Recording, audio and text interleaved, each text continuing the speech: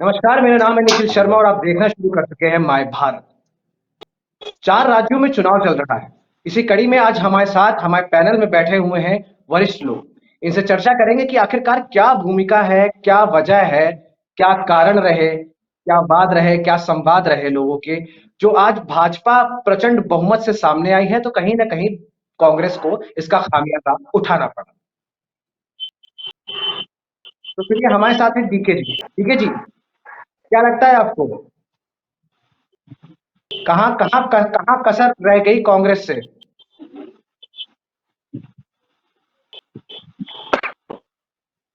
चलिए शायद डीके जी से हमारा संपर्क नहीं हो पा रहा है। तो मनोज यादव जी, बताइए क्या लगता है आपको, क्या कहाँ कसर रह गई कांग्रेस से जो 3 राज्य हाथ से निकल गए? देखिए, भारत की राजनीति में कुछ नए आयाम तय हो गए हैं और उस नए आयामों को राजनीतिक पंडितों को और राजनीतिक दलों के रणनीतिकारों को समझना पड़ेगा। उसमें समाजवादी पार्टी भी है और तमाम सारे दल हैं। उत्तर प्रदेश 2022 के चुनाव से मैं शुरुआत करता हूं। दो ध्रुवीय चुनाव हो गया। दो ध्रुवीय मतलब गठबंधन के साथ कुछ दल उधर चले गए, कुछ दल इधर चले गए और आमने सामने चुनाव हो गया। मायावती जी और कांग्रेस जो चुनाव लड़ी, वो बहुत ही कमजोर चुनाव लड़ा गया उनके द्वारा और इसका नतीजा ये हुआ कि बीजेपी आराम से चुनाव जीत गई। समाजवादी पार्टी ने एक मुकाबला किया, घटक दलों ने जो हमारे साथ थे उन्होंने पूरी ताकत लगाई, सहयोग दिया, लेकिन परिणाम बीजेपी के पक्ष में आया। फिर मैं दूसरा उदाहरण देता हूं कर्नाटका का। में त्रिकोणीय चुनाव हुआ और त्रिकोणीय चुनाव में बीजेपी चारों खाने चित हो गई। कांग्रेस को एक बेहतरीन मंडट मिल गया, क्योंकि वहां के वोटर को ये जो तमाम, चाहे वो जेडीएस का वोटर हो या तमाम सारे और जो संप्रदाय के लोग थे, उनको लगा कि यहाँ पे कांग्रेस चुनाव जीत सकती है और एक बेहतर विकल्प के रूप में बीजेपी को हराने का एक सिस्टम तैयार था। वोटों का बंटवारा हुआ और आराम से कांग्रेस चुनाव जीत जाती है। लेकिन इन 3 राज्यों में कहानी बिल्कुल उलट थी। ये पूर्ण रूप से बीजेपी का गढ़ है। इन तीनों राज्यों को मैं अपनी नॉलेज में, वो अलग बात राजस्थान में 5 साल में सरकार पिछले 30 सालों से बदल जा रही, लेकिन कहीं ना कहीं लोकसभा हो या विधानसभा का चुनाव हो, बीजेपी इसमें अपने गढ़ के रूप में काम करती हुई नजर आती है मुझको। मध्य प्रदेश उसकी प्रयोगशाला के रूप में पिछले 2 दशकों से बीजेपी के पास है। छत्तीसगढ़ जब से बना है, सबसे ज्यादा शासन अगर किया है तो वो बीजेपी ने किया है। कांग्रेस को वहां अभी हाल फिलहाल मुझे लगता है 5 साल मिल गया। इससे पहले लगातार रमन सिंह की सरकार कई बार बनी। तो जो मैं महसूस करता हूं कि अगर बीजेपी को हराना है, अगर बीजेपी शब्द मैं इसलिए कह रहा हूं, इंडिया और एनडीए की लड़ाई की बात की जाएगी 2024 में, लेकिन एनडीए में कुछ नहीं है। एनडीए मतलब सिर्फ बीजेपी और कोई इनके पास पक्ष नहीं है। छोटे छोटे दल भी हैं तो वो इतनी मजबूत स्थिति में नहीं है कि उनका प्रोस्पेक्ट पूरे स्टेट में कहीं हो। कोई भी दल उठा के देख लीजिए, महाराष्ट्र में उठा के देख लीजिए, शिवसेना इनके पास से चली गई और उनके साथ घटक दल है नहीं। सीपीआई और जो और भी दल हैं वो भी उनके साथ आना नहीं चाहते, तोड़ के किसी तरह उन दलों को कुछ कुछ लीडर्स को लेके आए। इसी तरह उत्तर प्रदेश है, इसी तरह बिहार है, इसी तरह आपका पश्चिम बंगाल है। तो जहां जहां आप देखेंगे कि त्रिकोणीय चुनाव होगा और इंडिया गठबंधन पूरी मजबूती के साथ चुनाव लड़ेगा, वहां बीजेपी चुनाव हार जाएगी। वोट प्लस होने का और वोट बटने का जो फिगर होना चाहिए वो एक बड़े पैमाने पे होना चाहिए। इन 3 राज्यों में जीतने के लिए बीजेपी को बड़ी शुभकामनाएं। अपने गढ़ में आपने जीत लिया, एक स्टेट आपके पास था, 2 स्टेट कांग्रेस के पास थे। इंडिया अलायंस के रूप में कांग्रेस को आपने जरूर हराया है, लेकिन इंडिया घटक दल जो बहुत बड़ा है, 26 में स्टेट जो हैं उनके दल जिनसे बीजेपी की रूह कांपती है। उदाहरण बिहार का मैं दिए रहा हूं। क्या आज तक बिहार में कोई और सरकार बना पाया? बीजेपी गठबंधन में जरूर रह के नीतीश जी के साथ रही है, पीछे की सीट पे, कभी वो फ्रंट सीट पे नहीं आ पाई। कमोवेशी स्थित तमाम सारे और राज्यों की ऐसी है। दक्षिण भारत में अब मुझे नहीं लगता है कि बीजेपी को बहुत ज्यादा परेशान होने की जरूरत है। अगर इंडिया अलायंस दक्षिण भारत में कायदे से काम कर गया तो बीजेपी को गिनती की 5 सीटें पूरे दक्षिण भारत से नहीं आने वाली। ऐसा मैं पूरी उम्मीद के साथ इसलिए कह रहा हूं क्योंकि दक्षिण के लोगों ने इस बात को स्पष्ट कर दिया कि हम बीजेपी के और आरएसएस की ट्रैपिंग में नहीं फंसने वाले। कर्नाटक चला गया, तेलंगाना में अपने आप को बड़ा राइज करते हुए बीजेपी बता रही थी, वहां भी कोई हाथ कुछ नहीं आने वाला और ना आने वाले समय में उनके हाथ कुछ लगने वाला।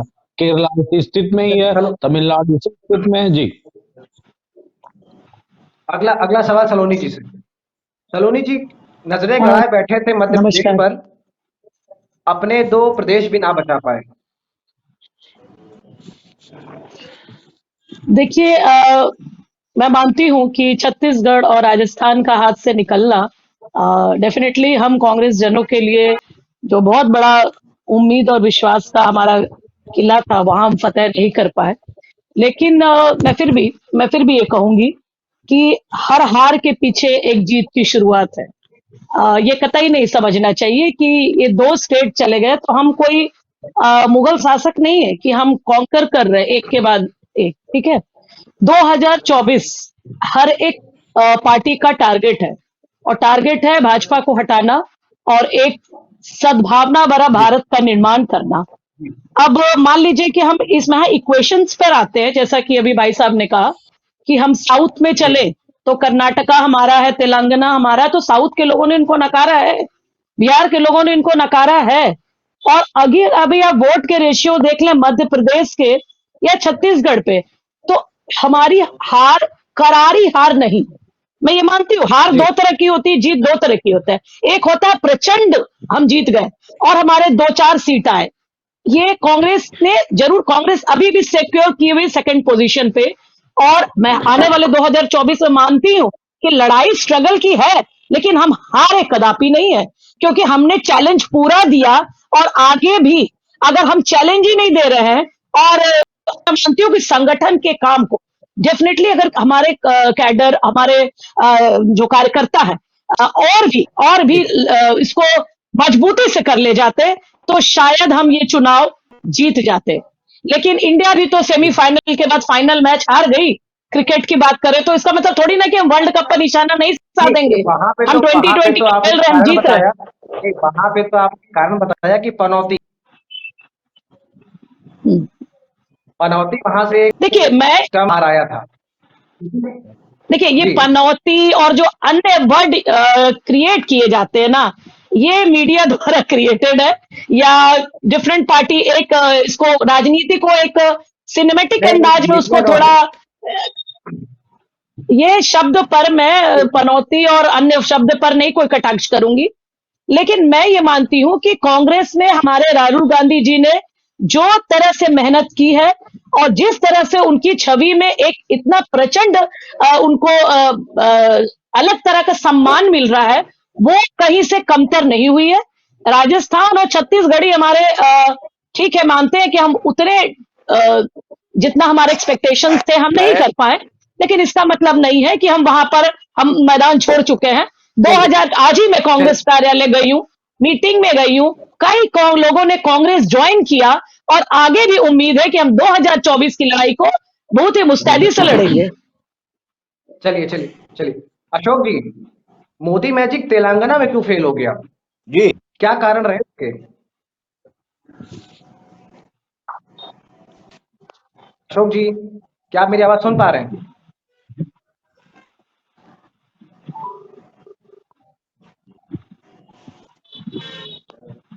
अशोक जी, क्या आप मुझे सुन पा रहे हैं? चलिए चलिए यही सवाल अंकुर जी से। अंकुर जी, आखिरकार क्या कारण रहे जो मोदी मैजिक तेलंगाना में फेल हुआ?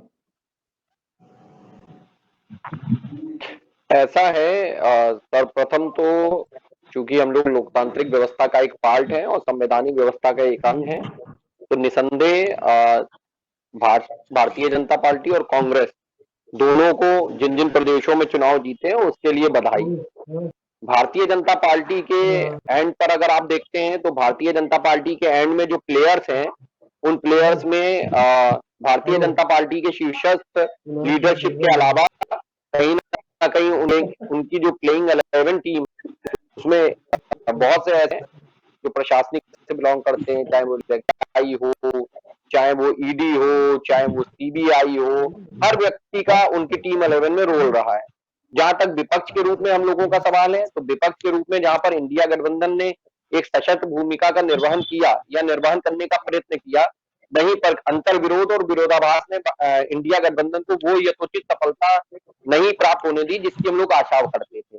और इसको कहने में कोई गुरेज की भी बात नहीं है, ये बहुत स्पष्ट बात है जिसको नकारा नहीं जा सकता है। 6 दिसंबर को हम लोगों की पुनः इंडिया गठबंधन की एक मीटिंग है, जिसमें हम लोग जो 5 स्टेट का चुनाव है उन चुनाव परिणामों के संबंध में और आगामी लोकसभा चुनाव के संबंध में भी चर्चा करने जा रहे हैं। उसी में हम लोग सीट शेयरिंग फार्मूला और अदर मैटर्स पे भी डिस्कस करेंगे। जहां तक आपका प्रश्न है कि मोदी मैजिक क्यों फेल हुआ एक स्टेट में, देखिए मैं तो एक बात कहता हूं ना कि वहां पर जिन स्टेट में मोदी जी का मैजिक सफल हुआ है वहां पर भी मोदी मैजिक सफल नहीं हुआ है। उन स्टेट में अब जैसे आप देखिए लास्ट मोमेंट पे आपने लाडली योजना का नाम दिया, आपने इसको, तो मैं इसीलिए कह रहा हूं कि टीम 11 में इनके ईसीआई भी बैठा था। इलेक्शन टाइम में क्या किसी तरीके की घोषणा की जा सकती है? जब आचार संहिता लागू होती है, मुझे नहीं लगता कि आचार संहिता लागू होने के बाद किसी भी तरीके का प्रलोभन रूपी घोषणा की जा सकती है। लेकिन जिन जिन स्टेट में भारतीय जनता पार्टी की सरकार रही, इसको आप खुद अपने सम्मानित चैनल पर देख सकते हैं। उन स्टेट में देश के माननीय प्रधानमंत्री, स्टेट में इनकी जहां पर मंत्रियों भी इनने वहां पर भेज दिया। तो कहीं ना कहीं इस तरीके की जो प्रलोभन से आम जनमानस ने वोट कराना चाहा है। तेलंगाना की जनमानस के प्रलोभन को ये समझकर कि injurious for health Bharatiya Janata party ने एक्सेप्ट नहीं किया।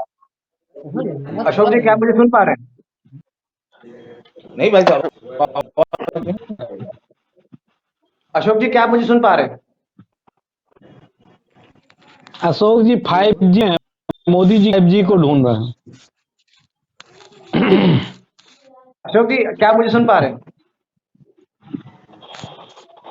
दिया तले अंधेला हो गया भाई। चलिए चलते हैं मनोज जी के पास। मनोज जी, क्या लगता है आपको अखिलेश जी का कुछ समन्वय बन नहीं पा रहा है इंडिया गठबंधन से?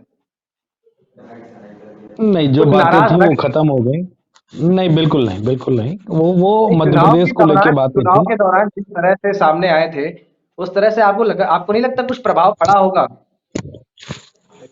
नहीं, देखिए बिल्कुल प्रभाव पड़ा। जो बीजेपी को एक माफ करिएगा, कांग्रेस को एक मजबूती के रूप में जो बात सामने आई और जो बात कही गई कि इन स्टेटों में बहुत मजबूत स्थिति में कांग्रेस है।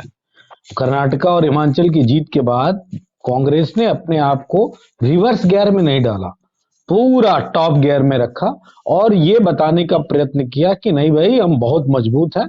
इंडिया अलायंस में मजबूती के साथ हम बड़ी शिद्दत से तैयारियां कर रहे हैं और हमको, जैसे मैंने अभी कहा अपने फर्स्ट स्टेटमेंट में कि बीजेपी का गढ़ है, कभी ये कांग्रेस का गढ़ हुआ करता था, कभी ये कांग्रेस का भी गढ़ हुआ करता था 2-3 दशक पहले।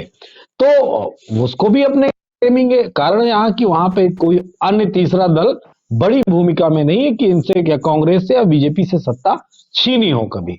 तो कांग्रेस को इस बात का गुमान था। हमारा एमपी में गठबंधन की बात थी। इंडिया अलायंस में 26 दल हैं, जिसमें इन राज्यों की सीमा से टच में सबसे ज्यादा उत्तर प्रदेश ही आता था। उत्तर प्रदेश से एक बड़ा मैसेज जा सकता था, उत्तर प्रदेश की पार्टियों से के साथ गठबंधन करके एक बेहतर समन्वय बनाया जा सकता था। लेकिन कांग्रेस की तरफ से, मेरे ख्याल से कांग्रेस नेतृत्व पर मैं कोई भी सवाल नहीं उठाऊंगा, क्योंकि कांग्रेस नेतृत्व ने अपर हैंड दिया था मध्य प्रदेश और राजस्थान के लोगों को, जो वहां के चाहे वो प्रदेश अध्यक्ष हो या मुख्यमंत्री के चेहरे हो। अपर हैंड होने की वजह से उन मुख्यमंत्रियों ने, उन मैनेजर्स ने दूसरे दलों को बिल्कुल भी भाव नहीं दिया, बिल्कुल भी भाव नहीं दिया। और अपितु अपमान और सम्मान वाली बात को अगर देखा जाएगा तो अपमानित होना पड़ा इंडिया अलायंस के घटक दलों को, चाहे वो समाजवादी पार्टी हो या नीतीश जी की पार्टी हो, वो भी चुनाव लड़े, आप पार्टी हो। टोटल 15 सीटों की बात थी। मैं आपको बताता हूं, मध्य प्रदेश में मतलब एक नैरेटिव बनाया जाता है, 15 सीटों में इंडिया गठबंधन के जितने भी दल चुनाव लड़ रहे थे मध्य प्रदेश में, सब बंटवारा कर ले रहे थे, सिर्फ 15 सीटें। कांग्रेस को वो भी ना गंवा रही थी। 15 मतलब 230 में आप 15 सीटें नहीं दे सकते। कितने प्रतिशत हुआ? 5 भी नहीं हुआ, सही से देखा जाए तो। कांग्रेस को इस बात का जो अब मैं इस शब्द को कहना नहीं चाहता, लेकिन दूसरा शब्द मेरे पास अगर वो इस्तेमाल करूं, जो ज्ञान था चुनाव लड़ने का, अहंकार शब्द मैं नहीं बोलना चाहता, ज्ञान जो था वो ज्ञान बिल्कुल बेकार था। मैं आपको बताऊं इसका उदाहरण कैसे स्पष्ट होता है। हमारी बात चल रही थी मध्य प्रदेश के गठबंधन पे, जवाब हमको मध्य प्रदेश से नहीं आ रहा था, जवाब हमें उत्तर प्रदेश के प्रदेश अध्यक्ष से आ रहा था। मतलब अगर हमारा गठबंधन की बात किसी स्टेट से हो रही है, किसी पार्टी हो रही है के नेतृत्व से, आम लोगों से है, तो उत्तर प्रदेश से क्यों आया बयान? किस बात के लिए आया बयान? क्या एरोगेंसी थी या अनावश्यक रूप से इंडिया अलायंस को डिस्टर्ब करके इसका फायदा उठाया गया? ये सारी बातें स्पष्ट हैं। मैं इतना जानता हूं, 10 सेकंड मैं आपसे और लूंगा। मैं स्पष्ट रूप से कह सकता हूं कि कांग्रेस अगर बड़े दिल के साथ राजनीति करेगी तो मैं दावे से कह रहा हूं कि बीजेपी को हारना पड़ेगा 2024 का चुनाव, क्योंकि 5 राज्य बहुत महत्वपूर्ण है और इन राज्यों में कांग्रेस को अपनी पूरी ताकत झोंकनी पड़ेगी। जी चलिए सलोरी जी, मनोज जी का कहना है कि कर्नाटक के बाद अहंकार आ गया था कांग्रेस में, सहयोगियों को साथ लेके चल नहीं पाया।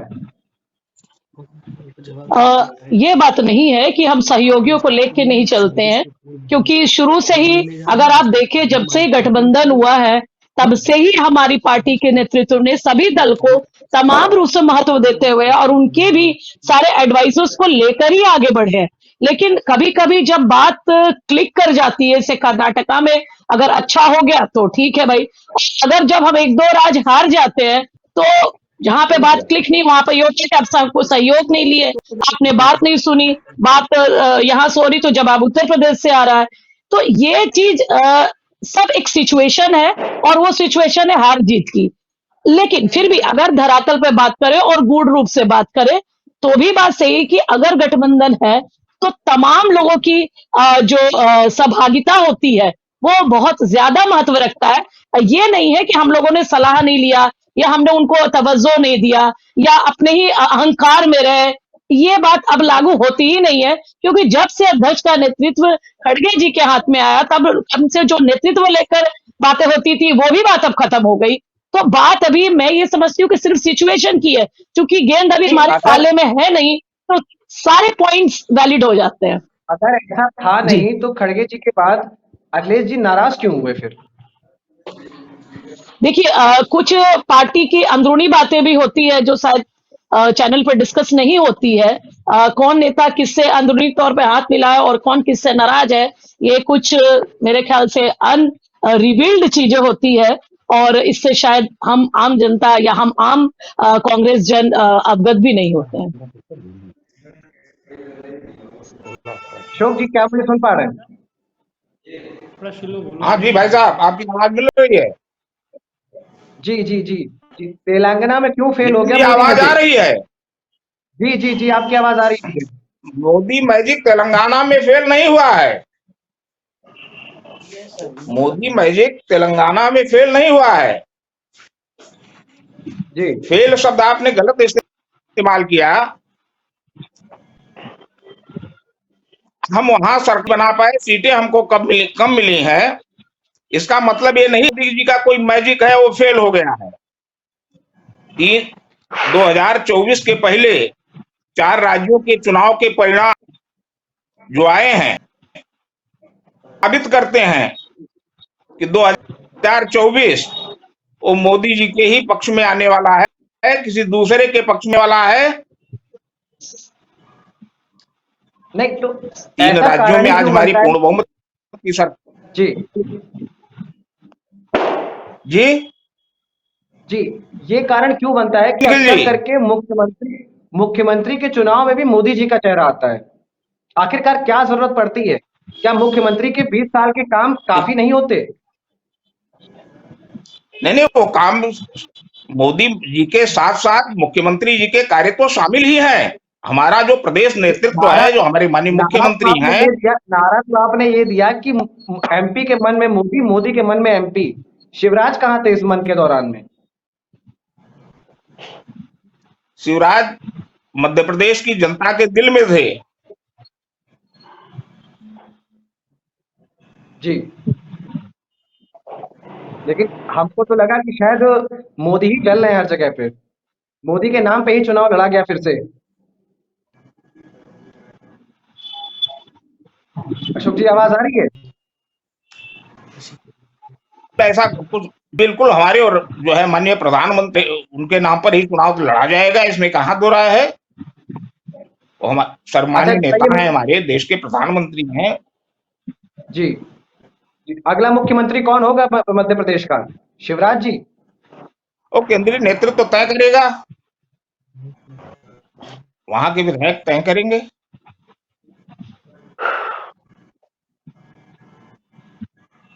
जी। मनोज जी बताइए, क्या लगता है शिवराज जी होंगे अगले मुख्यमंत्री? नहीं, बिल्कुल मेरे ख्याल से जो परिणाम आए वो शिवराज सिंह की तरफ इंगित करते हैं जनादेश को। शिवराज सिंह को ही चीफ मिनिस्टर होना चाहिए, क्योंकि इतना बड़ा बहुमत नरेंद्र मोदी के नाम पे तो मैं महसूस नहीं करता।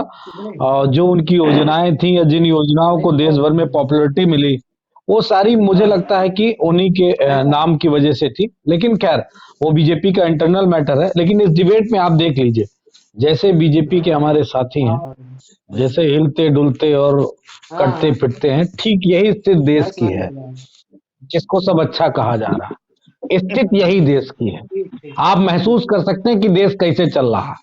ये जो भैया है अशोक जी, बिल्कुल ऐसे ही देश चल रहा है और सब अच्छा है। नहीं नहीं सिर्फ मनोज जी, ऐसी बात नहीं जनता को है, देश समझाने की ऐसे बात नहीं है। चल रहा अरे है। थोड़ा सा देश जैसे चल सब्र रहा करो है उस भाई, पर जनता बीच ने में मुहर बता लगा दी है। उंगली उंगली उठा देना, उंगली उठाने के लिए वो भी एक ऑप्शन है, वो भी एक रास्ता है। मैं ये कहना चाह रहा हूं कि बीजेपी किसी को भी मुख्यमंत्री बना सकती है, क्योंकि ये बीजेपी का अपना इंटरनल मैटर है। अगर उनके चेहरे पे बनाना होगा, वो उनको चेहरा बनाती, उनको मुख्यमंत्री बनाती। लेकिन अगर ये एक स्ट्रेटेजी थी बीजेपी की, तो उत्तर प्रदेश में 2017 में चली थी कि मोदी जी जिस नेता के पास जाते थे, मंच से कह देते थे लानिया, ये मौर्य जी मुख्यमंत्री बनेंगे, दिनेश शर्मा जी मुख्यमंत्री बनेंगे, फिर वो जो दूसरे साहब सिद्धार्थ नाथ सिंह जी ये मुख्यमंत्री बनेंगे, पश्चिम में चले गए तो कहने साहब ये मुख्यमंत्री बनेंगे। तो सबको मुख्यमंत्री का चेहरा बना के एक व्यक्ति को मुख्यमंत्री बना दिया, मनोज जी, चुनाव में जनता के सामूहिकता बीच में के आधार पर ले लिया। हमारा नेतृत्व निर्णय लेता है। रुको, हमारा केंद्रीय हम क्या, नेतृत्व जो कल है वो मैंने सामूहिकता के आधार पर निर्णय एक लेता मिनट, है। हमारे यहाँ एक कोई मिनट रुक थोपा जाओ नहीं जाता है। अशोक सिंह जी। अरे अशोक सिंह जी शांत हो जाइए। हमें अरे भाई कल मैंने साहब, आपके बड़े भारतीय जनता चैनल पे कहा पार्टी था। जी, अरे आप अशोक सिंह हैं, आप तो कथावाचक हो रहे हैं। आप अशोक सिंह हैं तो अशोक सिंह की तरह रिएक्ट करिए, कथावाचक क्यों बन रहा है। मैं आपको बता दूं, निश्चित तौर पे मुझे मालूम है कि केंद्रित नेतृत्व ही तय करता है। अब मुझे तो अब तक मालूम था कि बीजेपी में शायद दिल्ली का गेटमैन और चपरासी तय करता होगा, क्योंकि आप पार्टी भी डिफरेंट थे ना। बाकी दलों में तो केंद्रीय नेतृत्व ही तय आपके करता यहाँ है। हो सकता है, आपके यहाँ हो सकता नहीं, आपके यहाँ चपरासी तय आपके यहाँ करता हो था। सकता है। सामूहिकता के आधार पर केंद्रीय नेतृत्व हमारा हमारे बीजेपी, यहाँ निर्णय करता है। ये कौन सी बड़ी ज्ञान की बात आप बता रहे हैं, ये तो सबको मालूम है और सारे दलों में यही है, चाहे फिर प्रदेश उस की पर पार्टियां चर्चा हो किया, चाहे राष्ट्रीय पार्टियां हो। तो चर्चा क्या, तो उस फिर पर आप क्या बता रहे हैं। आप बता क्या रहे हैं, आप बताने क्यों क्या प्रयास कर रहे हैं। ये तो सभी को मालूम है कि केंद्र नेतृत्व ही तय करेगा।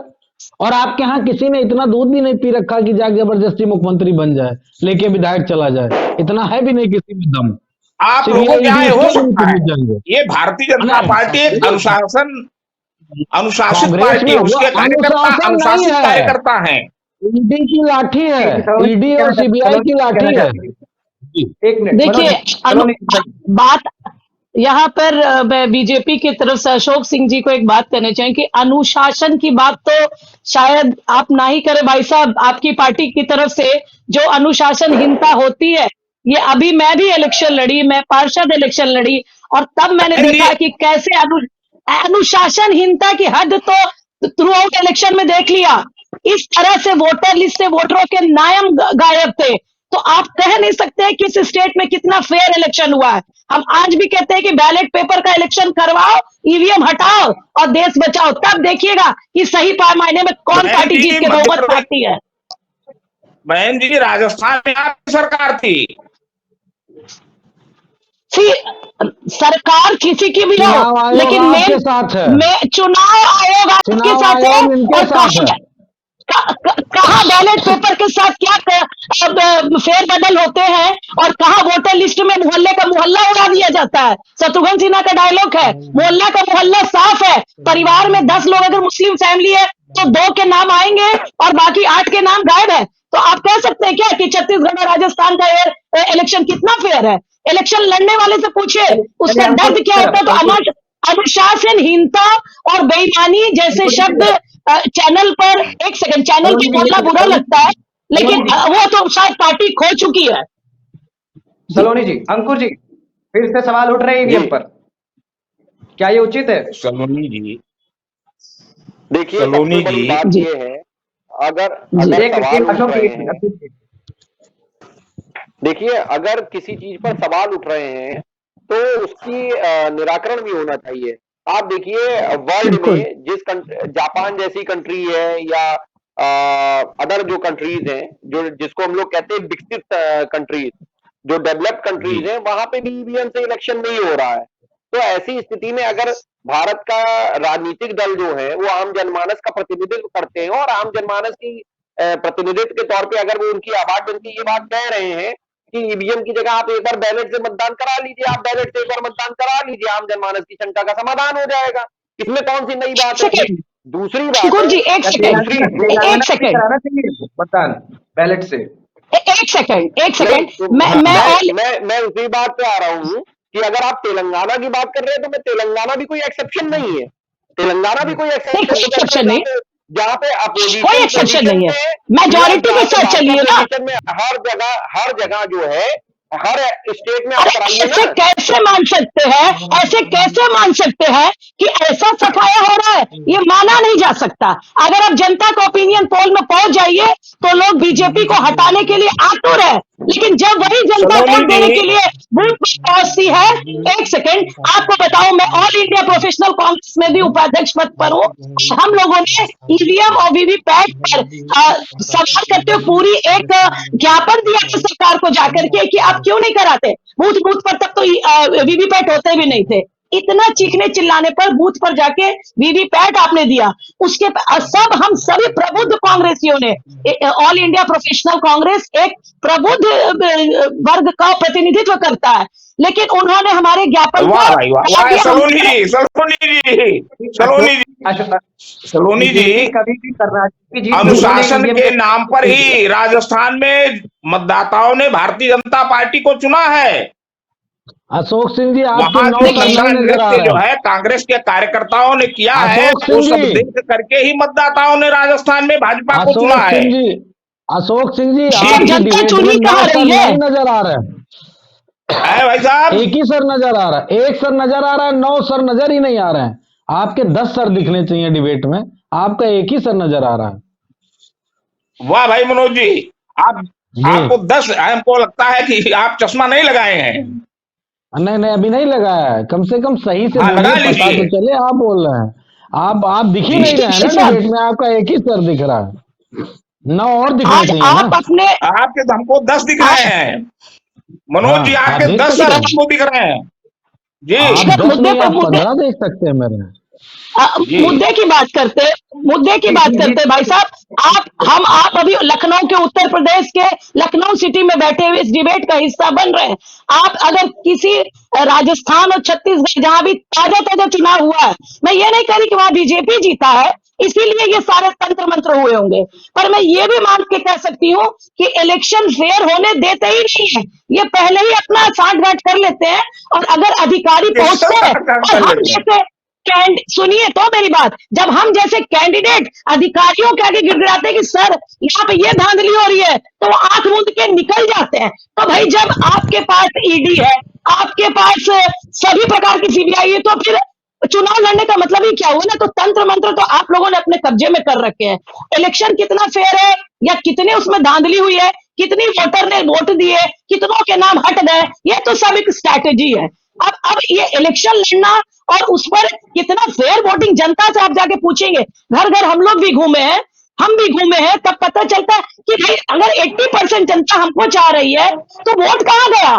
वोट कहाँ गया? इसलिए कि सलोनी 20% जी, पोल मतदाता हुआ। सूची बनाने का कार्य कौन लोग करते हैं? मतदाता सूची बनाता कौन है? राजस्थान में मतदाता सूची सारे किसने बनाई थी?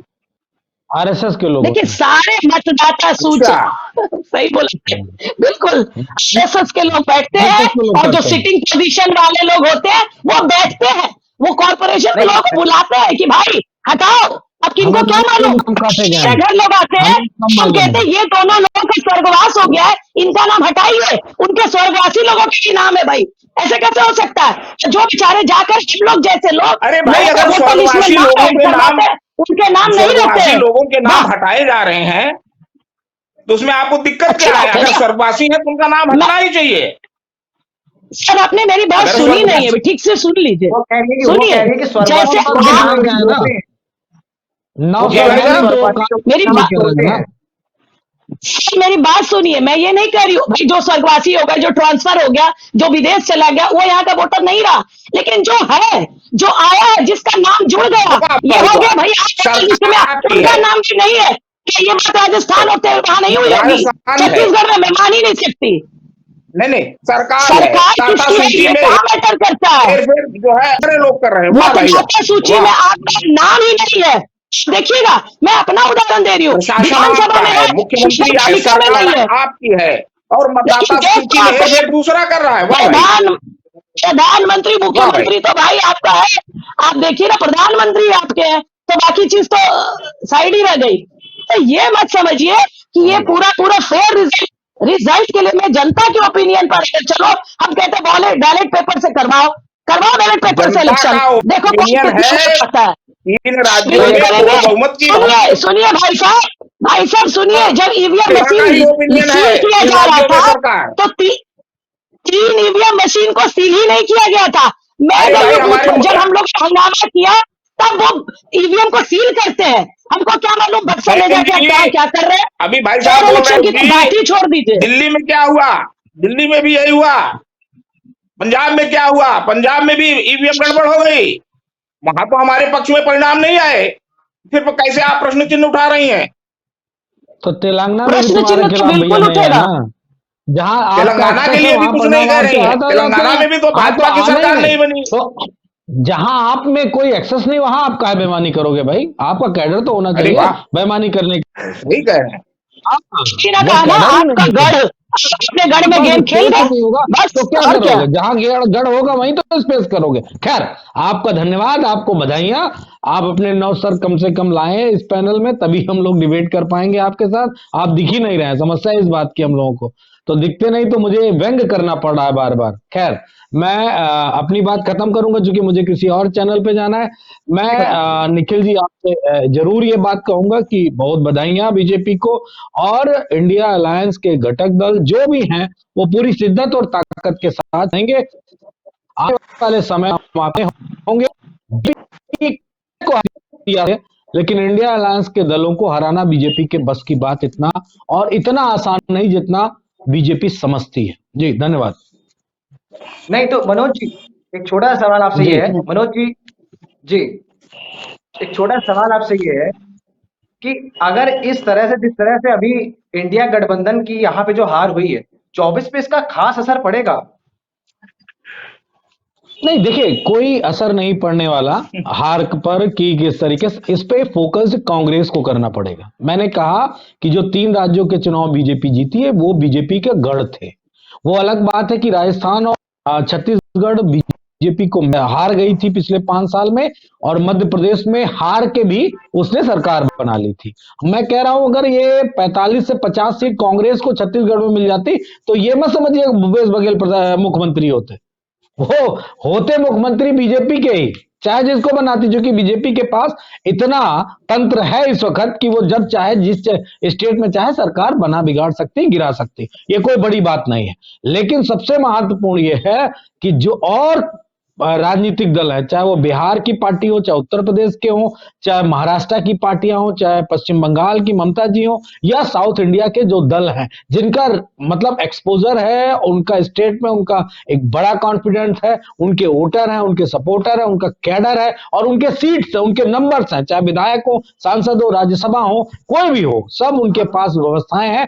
तो वो पूरी ताकत और शिद्दत के साथ चुनाव लड़ेंगे और बीजेपी को चुनाव हराएंगे। कांग्रेस को, मैं पहले दिन से एक बात कह रहा था, कांग्रेस को अपने गढ़ पे फोकस करना पड़ेगा।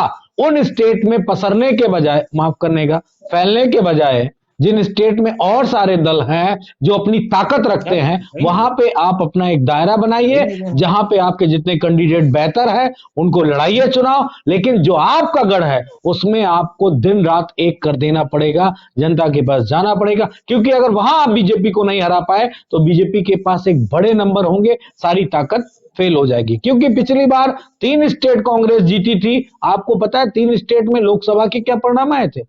छत्तीसगढ़ में 2-3 सीटें थी, मध्य प्रदेश में 1 सीट थी, राजस्थान में 0 थी। यानी 3 सरकारें बनने भी 2000 में 3 मेरे सरकार कांग्रेस स्टेट में सरकार गिरी नहीं थी, वो तो कोरोना के पहले मध्य प्रदेश में सरकार 2020 में गिरी, तब भी 5 सीटों के अंदर सिमट गई थी कांग्रेस, 5 सीटों के अंदर, 3 स्टेट में जहां इनके मुख्यमंत्री थे। तो इनको वहां पे काम करना पड़ेगा, उस नैरेटिव को बदलना पड़ेगा।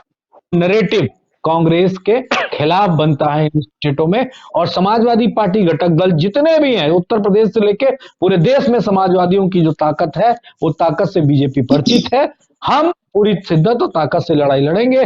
आप पार्टी की मजबूती है, आप पार्टी को परेशान किया जा रहा है, जिन जिन दलों में एक्सेस है, जिन जिन दलों के कार्यकर्ता मजबूत हैं, उनको बीजेपी परेशान करेगी, लेकिन उसके बावजूद भी हम चुनाव लड़ेंगे।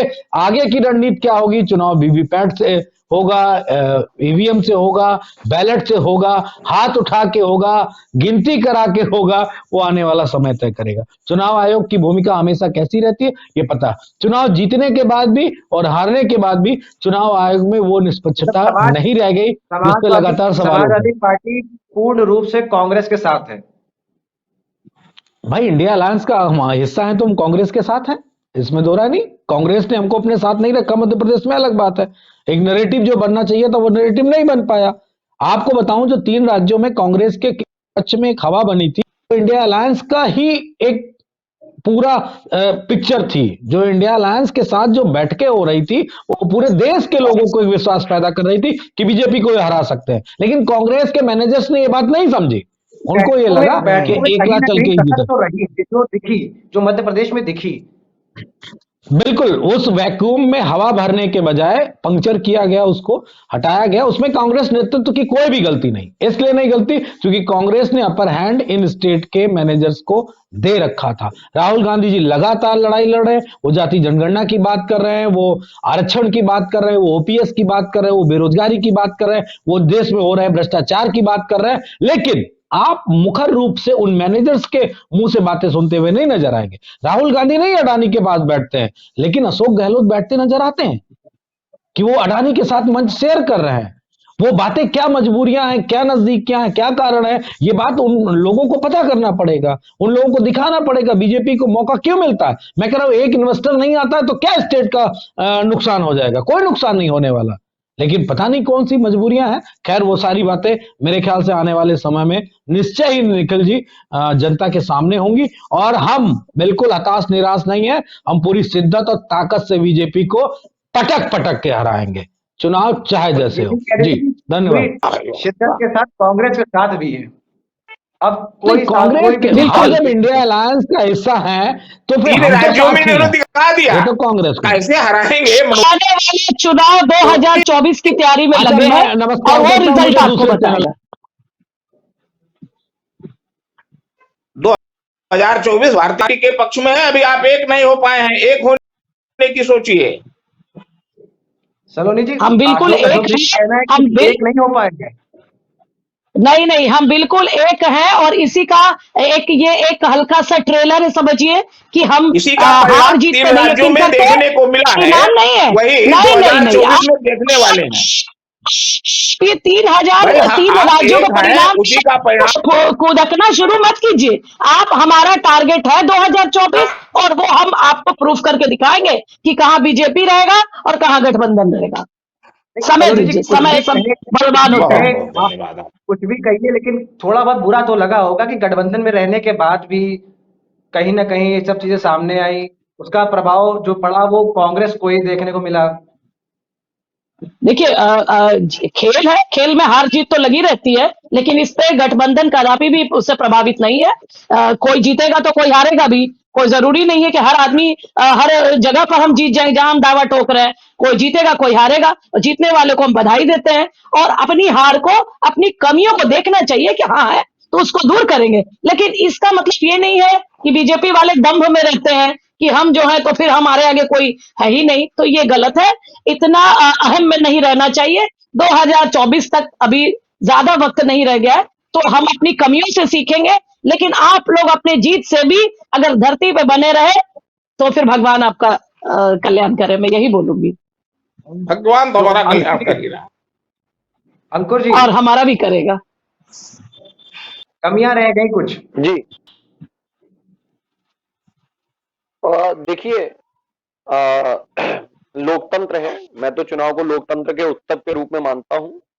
और जनता जनार्दन होती है, जिसको चाहती है शिरोधार्य करती है और जिसको चाहती है उसको सत्ता से बाहर का रास्ता दिखा देती है। अब इस लोकतंत्र के चुनाव में जो भी चुनाव परिणाम आएंगे, हर राजनीतिक दल को उसको खुले दिल से स्वीकार करना पड़ेगा और करेगा भी। रीजन ये है कि जनता का मत जो होता है वो, अगर जनता ने किसी को चुना है तो इसका मतलब ये है कि उसने उसको अपनी सेवा का अवसर दिया है। भारतीय जनता पार्टी उस सेवा को सेवा भाव में ना लेके अपने अधिकार के तौर पे ले रही है या अपने दम्भ के तौर पे ले रही है।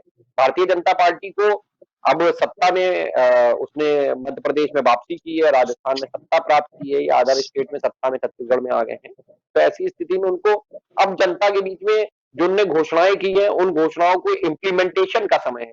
भाई केंद्र में भी आपकी सरकार है, आप प्रदेश में भी आप लगातार सरकार में बनाए, तो आपको ये शो करना पड़ेगा, आपको पब्लिक को ये दिखाना पड़ेगा कि जो आपने घोषणाएं की हैं, उन घोषणाओं में से आप अपने घोषणा पत्र के आधार पर कितनी घोषणाएं लागू कर रहे हैं। हम लोग विपक्ष के रूप में निसंदेह विपक्ष में बैठे हैं, लगातार हम लोग 2 दशक से लगभग 1.5 दशक हो रहा है हम लोग विपक्ष की राजनीति कर रहे हैं। तो ऐसी स्थिति में हम लोग विपक्ष में रहते हुए भी अगर जनता की बात कर रहे हैं और प्रदेश में स्थापित दल के रूप में हम लोग कार्य नहीं, कर रहे हैं विपक्ष और का चौधरी जयंत सिंह जी अपने जी बताइए। विपक्ष अब तो तो आरोप वक्त लगा आ रहा गया है ना। है 100 रुपया में गैस सिलेंडर दीजिए छत्तीसगढ़ में, दीजिए राजस्थान में, यही तो दावा ठोके हैं। तो देखे वो इम्प्लीमेंट होता है कि नहीं होता है। नहीं, जी अंकुर जी, निखिल जी जिस कुछ तरह कह से रहे थे आप। विपक्ष हमेशा से आरोप लगा रहा है कि सरकारी तंत्र का उनके खिलाफ गलत इस्तेमाल किया जा रहा है। निखिल जी देखिए, विपक्ष आरोप नहीं लगा रहा है, विपक्ष अपनी बात को रख रहा है। और अगर वो एक कहावत हम लोगों की कही जाती है लोकोक्ति के रूप में भी, ये काणे को काणा मत कहो धीरे धीरे पूछ लो कैसे गई ये फूट, तो वही स्थिति भारतीय जनता पार्टी की आज की डेट में है। हम लोग प्रश्न करते हैं आम जनमानस को लेके, जैसा कि मैंने आपसे पहले भी कहा था कि हम लोग लोकतंत्र का प्रतिनिधित्व करते हैं और लोकतंत्र के 2 पहिए होते हैं। अगर आप सत्तारूढ़ दल को कह सकते हैं तो लोकतंत्र का अग्रिम पायदान है, और अगर आप विपक्ष के रूप में हम लोगों की भूमिका का कहते हैं तो हम लोग भी उन चौपहियों में पीछे के 2 पहिए हैं। जनता की आवाज है और लोकतंत्र को आगे चलाने के लिए मजबूत और सशक्त विपक्ष का होना भी अत्यावश्यक है।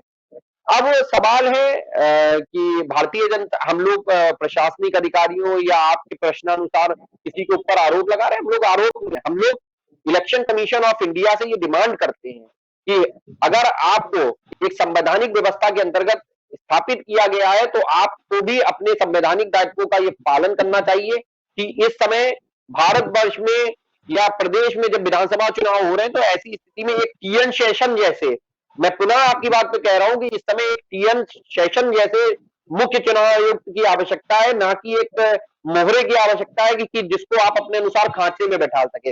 अगर वास्तव में इलेक्शन कमीशन ऑफ इंडिया अपनी सशक्त भूमिका का निर्वहन करता है और टीएन शेषन जैसा आदेश पारित करता है, तो आप देखिए लोकतंत्र के इतिहास में वर्तमान मुख्य चुनाव आयुक्त जो है वो भी टीएन शेषन की तरह अमर हो जाएंगे।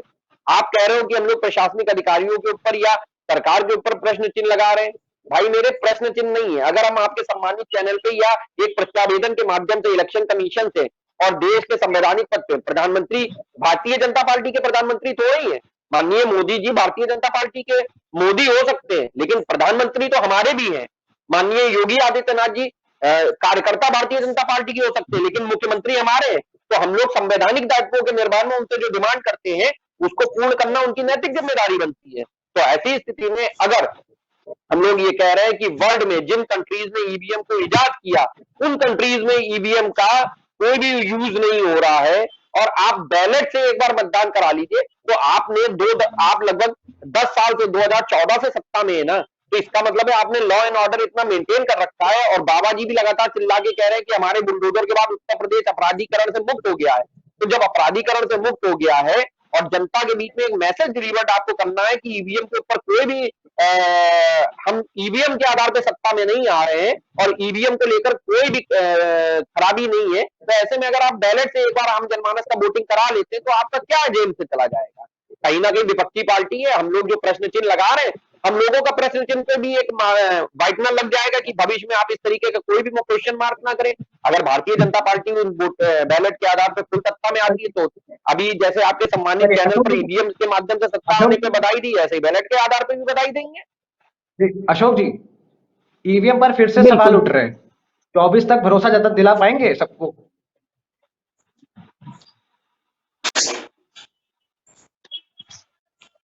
आज ईवीएम पर कोई नया सवाल नहीं है, सवाल उठ रहे हैं भाई। और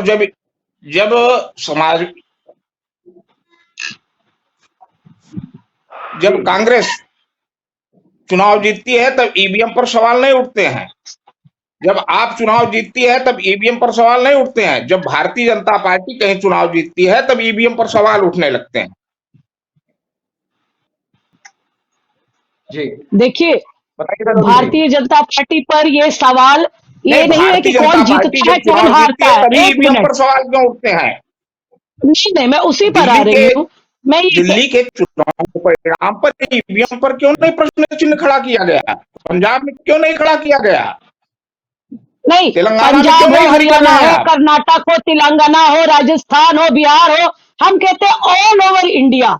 ऑल ओवर इंडिया से अगर हर विपक्ष से ये आवाज आ रही है या ये बात डिमांड की जा रही है कि एक बार आप वापस पुरानी पद्धति पे जा करके बैलेट पेपर से इलेक्शन कराया जाए और फिर देखते हैं ना, दूध का दूध पानी का पानी हो जाएगा। अगर ये डिमांड विपक्ष करता है, ये चुनाव आयोग से कहा जाता है, तो उनको क्या परेशानी है?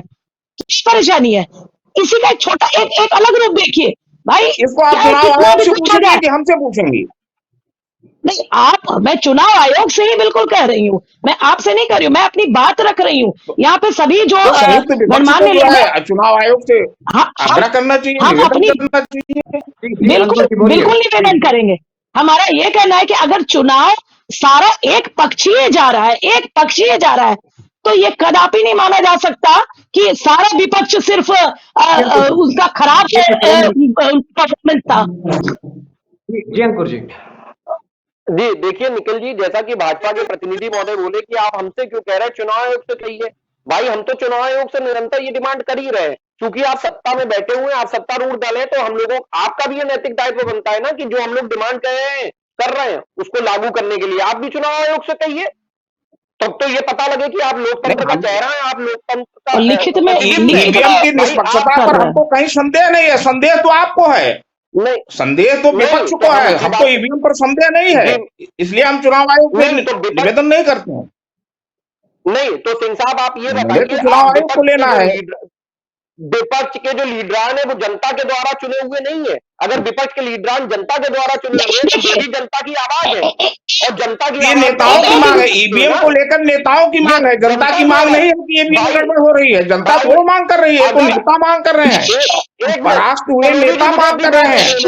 कलोनी जी बात रखने दीजिए, कलोनी जी बात रख ले, बात कर जाएगी। ईवीएम को लेकर जनता संदेह नहीं कर रही है, ये तो नेता संदेह उत्पन्न कर रहे हैं। सिंह साहब जो बोल रहा हूं वो सुनिए, उसके बाद जवाब दीजिए। आपके चुने हुए जनप्रतिनिधि जो होते हैं, जितने जनप्रतिनिधि आपकी अपनी कॉन्स्टिट्यूएंसी में जितने जनमानस का प्रतिनिधित्व कर रहे हैं, सेम उतना ही जनमानस का प्रतिनिधित्व हमारे लीडरान भी कर रहे हैं, हमारे भी जनप्रतिनिधि चुने हुए हैं। ऐसी स्थिति में आप ये बात नहीं कह सकते कि वो उनकी व्यक्तिगत बात है, वो भी आम जनमानस की आवाज है, आप भी आम जनमानस की आवाज है। ये बात अलग है कि आपने जो जादुई आंकड़ा पा रखा है जिससे आप सत्ता में, तो आप ये आम जनमानस ने कभी प्रश्न चिन्ह ईवीएम पर नहीं लगाया है। आम आम जनमानस ने कहा ईवीएम पर प्रश्न चिन्ह खड़ा किया है। अरे मेरे भाई, आम जनमानस तो पार्लियामेंट में भी नहीं बैठती, पार्लियामेंट में उनके जो लीडरान है वो बैठते हैं। ठीक उसी तरीके से आम जनमानस के लिए विपक्ष की जो आवाज है वो उनके लीडरान है, वो आम जनमानस की आवाज है ना। आम जनमानस तो पार्लियामेंट में बैठ के कभी किसी एक्ट को पास करती है, किसी विधेयक को पास करती है, उनको तो रिप्रेजेंट करते हैं। जो भारतीय जनता पार्टी के हो चाहे अपोजिशन के हो, वो सम्मिलित प्रयास करते हैं। तो ऐसी स्थिति में अगर अपोजिशन के लोग इस बात को डिमांड कर रहे हैं तो वो आम जनमानस की डिमांड है। एक बात रखना चाहूंगी, रिसेंटली मैंने इलेक्शन लड़ा और जब थोड़ा 5 मिनट सब्र से सुनिएगा कि निष्पक्षता और कानून की सारी बातें जो होती है, एक तरफ बीजेपी के कैंडिडेट थे और वो हमारे सम्मानित पार्षद जी वो खुद एक वकील है, और दूसरे तरफ 6 कैंडिडेट हम खड़े होते हैं। हम 5 कैंडिडेट को पुलिस आयोग से, पुलिस थाना से नोटिस आता है कि आप सब आतंकवादी की लिस्ट में है। अगर आप जुलूस निकालती हैं, अगर आपका इलेक्शन कैंपेन चलता है और उसमें कोई उपद्रव होता है, उसकी जिम्मेवार आप होंगी और आपको इस बॉन्ड पर साइन करना पड़ेगा अगर आपको जुलूस निकालना है तो। ऐसी स्थिति में हम 5 लोग पे धारा लगी हुई है जिसका पूरा कच्चा चिट्ठा मेरे पास है कि 1 साल तक हम कुछ भी, हमारा करेक्टर सर्टिफिकेट है तो हम इलेक्शन लड़ रहे हैं भाई, लेकिन जानबूझ करके हम 5 प्रतिनिधि पर ऐसा धारा लगा दिया गया और हम बहादुर थे कि हम बोले कि हम निकालेंगे, जुलूस निकालेंगे। हम गए और उन्होंने हमसे बोला कि मैम ये फॉर्मेलिटी, सुनिए पहले फिर आप बोले, सुनिए, बहुत बड़ा रुपए हम लोग को। बहन एक जी, मिनट अशोक जी मुझे कंप्लीट करने दीजिए, क्योंकि चैनल है तो हम बात रख पा रहे हैं। हम लोग बाध्य थे उस अननेसेसरी के बॉन्ड पे साइन करने के लिए। तब हमने सवाल किया कि इसमें सिटिंग पार्षद का नाम क्यों नहीं आता है, क्यों नहीं आता है? वो भी तो कैंडिडेट है, अभी इलेक्शन लड़ रहे हैं तो सब एक राह के हुए ना सब। उनका एक ही जवाब था कि मैम 99 और 100 में फर्क होता है। अब आप समझ ही सकती हैं कि उन पर क्यों नहीं लागू होता है। हम लोग मजबूरी बस उस पर साइन करते हैं और फिर थाना पहुंचते हैं। सुनिए, थाना पहुंच के पुलिस से बात करते हैं। वो लोग कहते हैं कि मैडम पत्थर वत्थर तो नहीं चला। हम लोग महिला कैंडिडेट सर, लेकिन मान लीजिए हम जुलूस निकाल रहे हैं और कोई बाहर का आदमी पत्थर फेंक दे तो ये तो हम पर, फिर हम उसमें आ गए ना, हम तो गिरफ्तार हो जाएंगे। 1 साल का आपने ये हम पर लगाया, ये इसका क्या जवाब है? ये निष्पक्षता है? बहन जी, लोगों को बताना बड़ा आसान है। उत्तर प्रदेश में माननीय सोनिया जी, माननीय राजीव जी, माननीय राहुल जी का संसदीय क्षेत्र रहा है अमेठी। हमारे मनोज भाई साहब बैठे हैं और डॉक्टर संजय सिंह जी जनता दल से विधानसभा का चुनाव लड़ते हैं। माननीय राजमोहन गांधी जी जनता दल से एमपी का चुनाव लड़ते हैं। और जो नंगा नृत्य आपकी सरकार थी, प्रदेश में आपकी सरकार थी, केंद्र में आपकी सरकार थी, और जो नंगा नृत्य आप लोगों ने किया, आपके दल ने किया, माननीय संजय सिंह जी को गोली तक लग गई। आई थिंक थोड़ा भाषा में भद्रता नहीं, आप लोग भाषा को थोड़ा भद्र रखें, अदरवाइज मैं इस डिबेट को क्विट कर जाऊंगी। प्लीज एक महिला के साथ बात करें, आप अपने शब्द को आप थोड़ा सम्मान रखें तो अच्छा। इसमें प्रदर्शित हो गई जी, अभी आपने कुछ शब्द इस्तेमाल किए हैं, अब ये तो चैनल वाले ही बता पाएंगे। आई थिंक निखिल जी आपको कुछ संशोधन करने की जरूरत है और थोड़ा सा सेंसर रखिए। नहीं, अभद्र भाषा का प्रयोग यहाँ पे एकदम वर्जित है पूरी तरह से, उसका प्रयोग ना करें। निखिल जी, अभद्र भाषा कौन सी मैंने बोल दी? मैंने असलियत बताई है, मैंने तो असलियत कही। सरल भाषा में बताने का प्रयास करें। ठीक है जी, क्या मुझे सुन पा रहे हैं? ठीक जी, क्या आप मुझे सुन पा रहे हैं? हेलो डीके जी, क्या आप मुझे सुन पा रहे हैं? जी हाँ जी डीके जी डीके जी, सवाल है कि लोकतंत्र में सरकारी हस्तक्षेप है। जी। हेलो। जी। सत्ता सत्ता का प्रयोग लोकतंत्र को दबाने का प्रयास है। किस पार्टी के द्वारा? सत्ता का, ये आरोप भाजपा कौन का। भाजपा ने आरोप लगाया है? कांग्रेस कांग्रेस का आरोप है कि सत्ता का प्रयोग लोकतंत्र को खत्म करने के लिए किया जा रहा है।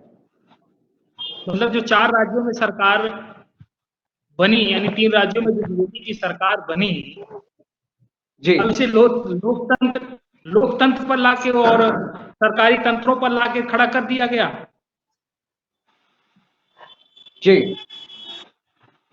हेलो। आवाज आ रही है मेरी डीके जी? नहीं, आवाज क्लियर नहीं है। हेलो। हेलो। जी, आवाज आवाज कट रही है। जी। डीके जी, हम लोग का संपर्क नहीं हो पा रहा है।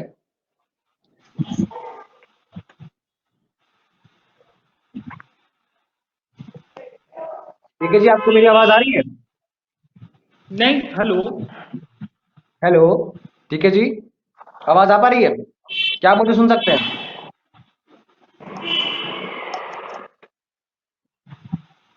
चलिए, डीके जी संपर्क नहीं हो पा रहा है। जी सलोनी जी। बस मैं यही कहूंगी कि जब इस तरह के कैंडिडेट को मानसिक तौर पे एक दबाया जाता है कि आप सत्ता पक्ष से नहीं है, सत्ताधारी पार्टी से नहीं बिलोंग करती है, तो अपने आप में कुछ करने का जोश या उत्साह, देखिए कहीं ना कहीं वो हो जाता है। तो अगर किसी पे अननेसेसरी 5 कैंडिडेट पर आप लोग धारा लगा देते हैं, तो आप फिर तो सत्ता जिसके हाथ में वो कैंडिडेट एकदम आजाद है, वो कुछ भी कर सकता है। और हम लोग एक जुलूस निकालने के पहले सोचो, इसका जवाब मैंने मांगा तो मुझे से यही कहा गया कि आप सत्ता पक्ष से नहीं है, आप विरोधी पार्टी से हैं, इसीलिए ऐसे में 5 कैंडिडेट पर ये धारा लागू होती है। मर्जी है तो जुलूस निकालिए, वरना बंद करिए। ये कहाँ का न्याय है भाई? ये कहाँ का सेपरेशन है? ये कहाँ का दबाव है? कहाँ का कानून है? आज हम एक भी प्रकार का प्रदर्शन नहीं कर सकते हैं। क्यों नहीं कर सकते? क्योंकि हम पर धारा लगी हुई है। अगर हम कुछ भी विरोधाभास देते हैं या हम अपनी बात को रखते हैं, तो हमको एक धारा आप पर लगी हुई है, आप जाइए भाई जेल में सड़िए। तो ये जो सिस्टम है, ये किसी चुनाव जीत हार से मेरा मतलब नहीं है। अशोक जी, आपके पार्टी के भी कोई कैंडिडेट हो सकते हैं या किसी भी विभिन्न पार्टी के कैंडिडेट हो सकते हैं। मेरा मतलब है, जीत और हार तो जनता के हाथ में है, लेकिन चुनाव तो निष्पक्ष होने दो। सिस्टम से अगर चुनाव जब तक निष्पक्ष नहीं होगा, मैं इन रिजल्ट्स को कोई तवज्जो नहीं देती हूं, चाहे वो किसी भी प्रदेश का हो, पंजाब, तेलंगाना, अशोक कहीं जी, का भी कोई चुनाव हो। अशोक जी, क्या आप मुझे सुन सकते हैं? चुनाव चुनाव आप अशोक जी से भी संपर्क नहीं हो पा रहा है। अंकुर जी, आप बताइए। निष्पक्षता। जी। चुनाव में निष्पक्षता। देखिए, नहीं, चुनाव में निष्पक्षता विषयक मैंने अपनी टिप्पणी को पूर्व में ही कर दिया है कि इलेक्शन कमीशन ही वो अथॉरिटी है जिसको चुनाव कराना है। ये बात अलग है कि स्टेट लेजिस्लेचर का जब इलेक्शन होता है उसको उस समय सेंट्रल और स्टेट राज्य लोक सेवा आयोग कराते हैं। और जहां तक पार्षद के चुनाव में अभी मैडम लगातार कह रही है, तो पार्षद का चुनाव जो होता है उसमें बाहर का पुलिस बल नहीं आता है। तो ऐसी स्थिति में जो स्थानीय पुलिस बल होता है, कहीं ना कहीं वो सत्ताधारी दल के द्वारा अपॉइंटेड होता है। तो जब सत्ताधारी दल के द्वारा अपॉइंटेड होता है तो वो उनकी सुनेंगे कि वो आपकी सुनेंगे। एक बात, अभी आप हाल ही में जो विधानसभा चुनाव उत्तर प्रदेश में संपन्न हुआ, तो आप देखिए कि यहाँ पर जो अपने सरोजनी नगर क्षेत्र के माननीय विधायक जी हैं राजेश्वर सिंह जी, तो उस समय भी एक बात उठी थी कि राजेश्वर सिंह जो है तत्कालीन आईजी लखनऊ जोन के हस्बैंड है। तो उस समय जब इलेक्शन कमीशन से ये बात कही गई थी कि इनको लखनऊ से हटाया जाए, नहीं तो अन्यथा चुनाव परिणाम पर असर पड़ सकता है, तब उसने इलेक्शन कमीशन ने उस पर संज्ञान नहीं लिया था। तो आप निष्पक्षता की उम्मीद कैसे कर सकते हैं? क्योंकि यही कहावत कही जाती है, जब सैया बहे कोतवाल तो डर काहे का। आईजी जोन लखनऊ का अगर आपका बैठा हुआ है और उसके हस्बैंड अगर इलेक्शन लड़ रहे हैं, तो आप कितनी निष्पक्ष और पारदर्शी वोटिंग का अनुमान लगा सकते हैं? आप स्वयं बताइए। हाँ, इलेक्शन बिल्कुल, कमीशन को इसीलिए अगर वास्तव में एक मैसेज जी, इन इलेक्शन जीत कमीशन को इन वास्तव में जीत एक का पारदर्शिता बरतनी चाहिए। बरतनी चाहिए। तो फिर इन जीत का जश्न मनाना या बहुत चौड़े होकर बोलना कि हम सब जगह आ गए, हम सब जगह जीत गए, डजंट मैटर, कहीं कोई मायने नहीं रख रहा है। आगे आने वाले समय में जो चुनाव लड़ने जाते हैं उनको ये डर रहता है कि भाई हम तो सत्ताधारी पक्ष के हैं ही नहीं, उनके कैंडिडेट हैं, हमने है ही नहीं, इलेक्शन लड़ना एकदम बेमानी हो गया है। क्यों? क्योंकि हमारे पक्ष में ना तो सिस्टम रहेगा और ना तो तंत्र मंत्र रहेंगे, तो आपका हार तो पहले ही डिक्लेयर कर दिया जाता है। निखिल जी लास्ट मोमेंट पे एक बात कहना चाहता हूं। अभी जब रामपुर का उपचुनाव हो रहा था तो आप ही सब लोग पत्रकार बंधुओं की उपस्थिति में चुनाव हो रहा था, उपचुनाव, जिसमें माननीय आकाश सक्सेना जी ने विजय प्राप्त की है और समाजवादी पार्टी के कैंडिडेट। तो आप देखिए उसमें 12:30 बजे तक 1 बजे तक सारे पत्रकार बंधुओं की और सारे कार्यकर्ताओं की उपस्थिति में बकायदा काउंटिंग चल रही थी। और जैसे ही उसमें और उस समय तक समाजवादी पार्टी के जो प्रत्याशी थे वो निरंतर आगे चल रहे थे। लेकिन आप एक चीज नोटिस करेंगे, आधे घंटे 1 घंटे के लिए वहां सारे पत्रकार, आधे और 1 घंटे के लिए वहां सारे पत्रकारों को बाहर कर दिया गया और उसके बाद दोबारा जब काउंटिंग वहां पे चालू हुई तो उसमें भारतीय जनता पार्टी के प्रत्याशी ने विजयश्री हासिल की। तो जब पत्रकारों को नहीं पूछा जा रहा है तो आम जनमानस की स्थिति का आप स्वयं अनुमान लगा सकते हैं। जी चलिए, आखिरी प्रश्न सलोनी जी आपसे कि 24 के लिए क्या तैयारी रहेगी? 24 के लिए तैयारी पुरजोर रहेगी, लेकिन मैं फिर भी ये कहूंगी तमाम पार्टी के तरफ से, चाहे वो बीजेपी के ही कैंडिडेट क्यों नहीं हो, कहीं भी जब तक सिस्टम सही तरीके से नहीं काम करेगा, ये इलेक्शन का दिखावाबाजी बिल्कुल बेमानी है। 2024 में भी हम अपना 200% देंगे, हमारी पार्टी अभी भी दे रही है और आगे भी देगी, लेकिन ये एक तरफा जो रिजल्ट हो जाता है ये संदेह की स्थिति पैदा करता है। मान लीजिए कि कहीं वोटर है 3000 और वोटिंग हुई, मान लीजिए पोलिंग हुआ 1000 लोगों ने वोट नहीं दिया, उसमें 1500 वोट एक लोग को आ गए, तो क्या कि बाकी सब 500 में सिमट गए? ये जस्टिफाइड विक्ट्री नहीं है। जनता का ओपिनियन से भाई बहुत डिफर करता है रिजल्ट। मैं सिर्फ जनता जनमानस से और चुनाव आयोग से, तमाम कानून के दिग्गजों से और कानून में विश्वास रखते हुए आपके चैनल के माध्यम से रिक्वेस्ट करूंगी कि चाहे छोटा से छोटा चुनाव हो, ग्राम पंचायत का हो, पार्षद हो, ये मतलब नहीं करता, चुनाव है, निष्पक्ष चुनाव कराइए प्लीज। ये सत्ताधारी के चक्कर में आके ये पुलिस उनकी थी तो आपकी सुनेंगी क्यों? सुनेंगी, उनकी सुनेंगी। अरे पुलिस तो सबकी है भाई, वो सबकी सुनेगी। मुख्यमंत्री सबका है, प्रधानमंत्री सबका है। जो देश का एक रूप बदल गया ना, तो ये इलेक्शन जो होता है ना, ये महापर्व होता है पूरे देश का, उसकी जो रंग रूप और भूमिका को बर्बाद कर दिया गया है उसको सुधारिए और हम तो लड़ेंगे ही मुस्तैदी से 2024। जी धन्यवाद। चलिए, आप सभी को मेरा बहुत बहुत धन्यवाद। माय भारत से जुड़ने के लिए आप सभी का धन्यवाद। ऐसी तमाम खबरों के लिए बने रहिए माय भारत के साथ। जय हिंद।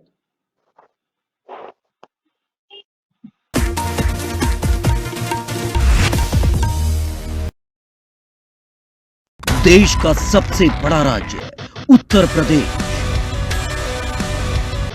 देश की राजनीति का सबसे बड़ा अखाड़ा, माय भारत बनेगा आम जनता की आवाज। अब होगी हर खबर की जमीनी पड़ताल। जुड़े रहिए सिर्फ माय भारत के साथ।